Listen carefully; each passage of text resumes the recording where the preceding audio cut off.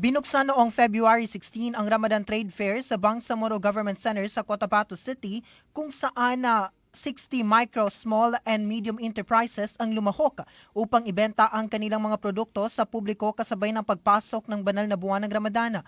Pinangunahan ng Ministry of Trade, Investments and Tourism ang aktibidad na layong palawakin ang merkado ng mga lokal na negosyante sa rehiyon. Kabilang sa mga itinampok sa trade fair ang halal na pagkain at mga delicacies, produktong likhang kamay at iba pang lokal na inobasyon na mula sa iba't ibang bahagi ng Bangsamoro Autonomous Region ng Muslim Mindanao.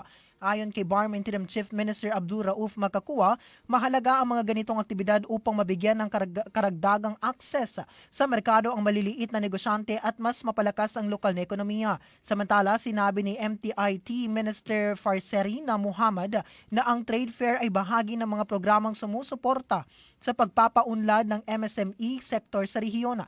Inaasahang dadagsa ang mga residente at mamimili sa lugar lalo na sa susunod na araw na karaniwang panahon ng mas mataas na demand sa pagkain at iba pang produkto.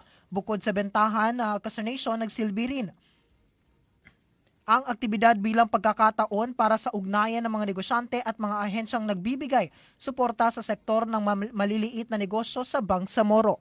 At yan ang aking report mula dito sa Bangsamoro Region. Ako, si Bombosay Olis, and this is Bombo Radio Philippines, the #1 and most trusted source of news and information. Basta Radio, Bombo!